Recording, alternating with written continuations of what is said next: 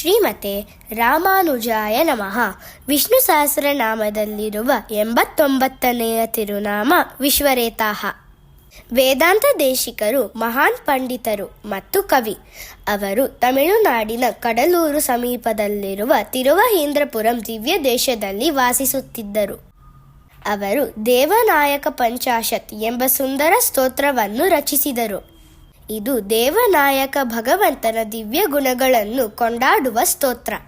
ಈ ಕೃತಿಯಲ್ಲಿ 50 ಸುಂದರ ಸಂಸ್ಕೃತ ಶ್ಲೋಕಗಳಿವೆ ಮತ್ತು ದೇಶಿಕರ ಭಕ್ತಿ ಹಾಗೂ ಕಾವ್ಯ ಪ್ರತಿಭೆಯನ್ನು ತೋರಿಸುತ್ತದೆ. ಈ ಸ್ತೋತ್ರದ ಒಂದು ಪ್ರಮುಖ ಶ್ಲೋಕದಲ್ಲಿ ದೇಶಿಕರು ಭಗವಂತನೊಂದಿಗೆ ಮಾತುಕತೆ ನಡೆಸುತ್ತಾರೆ. ಅವರು ಬಹಳ ವಿನಮ್ರವಾಗಿ, ಹೇ ಭಗವಂತ, ನಾನು ಒಬ್ಬ ದೊಡ್ಡ ಕಳ್ಳ, ನಾನು ಜೀವಾತ್ಮ, ನಾನು ನಿಮ್ಮ ಆಸ್ತಿ, ಆದ್ದರಿಂದ ಅಡಿಯೇನ್ ದಾಸನ್ ಎಂದು ಹೇಳಬೇಕಾಗಿತ್ತು. ಆದರೆ ನಾನು ಸದಾ ನಾನು ಮತ್ತು ನನ್ನದು ಎಂದು ಹೇಳಿ ಸ್ವತಂತ್ರನಂತೆ ವರ್ತಿಸಿದ್ದೆ. ನಾನು ನಿಮ್ಮ ಅಮೂಲ್ಯವಾದ ಜೀವಾತ್ಮವನ್ನು ನನ್ನದು ಎಂದುಕೊಂಡಿದ್ದೆ. ಈಗ ನಿಮ್ಮ ಕೃಪೆಯಿಂದ ನನಗೆ ತಿಳಿದು ಬಂದಿದೆ ನಾನು ನಿಮ್ಮ ಸ್ವತ್ತು ಎಂದು. ಆದ್ದರಿಂದ ನಾನು ನಿಮಗೆ ಶರಣಾಗಿ ಈ ಜೀವಾತ್ಮವನ್ನು ನಿಮ್ಮ ಪವಿತ್ರ ಪಾದಗಳಲ್ಲಿ ಸಮರ್ಪಿಸುತ್ತೇನೆ. ದಯವಿಟ್ಟು ಇದನ್ನು ಸ್ವೀಕರಿಸಿ ಎಂದು ಕೇಳಿಕೊಂಡರು. ಭಗವಂತನು ತಮಾಷೆಗಾಗಿ, ನಾನು ಅದನ್ನು ಏಕೆ ಸ್ವೀಕರಿಸಬೇಕು ಎಂದು ಕೇಳಿದನು.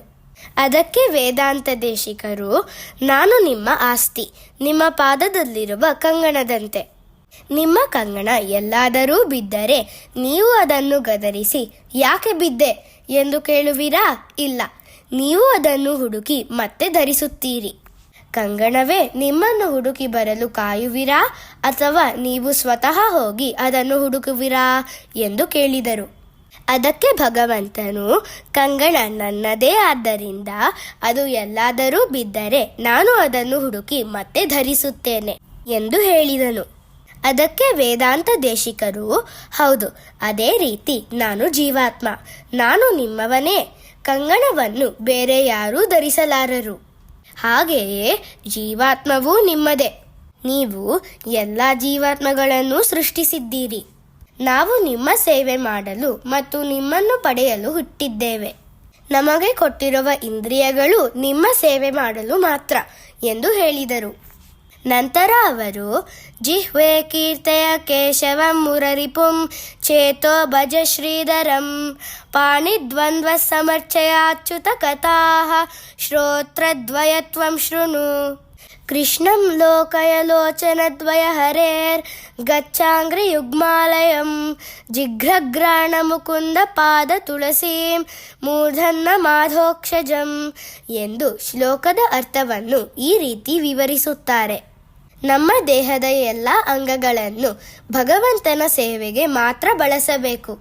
ನಾಲಿಗೆ ಕೇಶವನನ್ನು ಜಪಿಸುವುದಕ್ಕೆ, ಮನಸ್ಸು ಅಚ್ಯುತನನ್ನು ಭಜಿಸುವುದಕ್ಕೆ, ಕೈಗಳು ಶ್ರೀಧರನ ಸೇವೆ ಮಾಡುವುದಕ್ಕೆ, ಕಿವಿಗಳು ಭಗವಂತನ ಕತೆ ಕೇಳುವುದಕ್ಕೆ, ಕಣ್ಣುಗಳು ಕೃಷ್ಣನನ್ನು ನೋಡುವುದಕ್ಕೆ, ಕಾಲುಗಳು ಹರಿಯ ದೇವಾಲಯಗಳಿಗೆ ಹೋಗುವುದಕ್ಕೆ, ಮೂಗು ಮುಕುಂದನ ಪಾದದ ತುಳಸಿಯ ಸುವಾಸನೆಯನ್ನು ಅನುಭವಿಸುವುದಕ್ಕೆ, ಮತ್ತು ತಲೆ ಭಕ್ತಿಯಿಂದ ಭಗವಂತನಿಗೆ ನಮಸ್ಕಾರ ಮಾಡುವುದಕ್ಕೆ.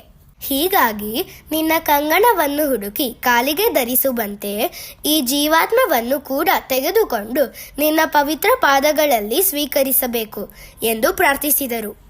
ವಿಶ್ವಂ ಎಂದರೆ ಸೃಷ್ಟಿ, ವಿಶ್ವರೇತಾಹ ಎಂದರೆ ಎಲ್ಲ ಜೀವಿಗಳು ಭಗವಂತನಿಗೆ ಸೇವೆ ಮಾಡಲೆಂದು ಈ ಬ್ರಹ್ಮಾಂಡವನ್ನು ಸೃಷ್ಟಿಸಿದವನು ಎಂದು ಅರ್ಥ.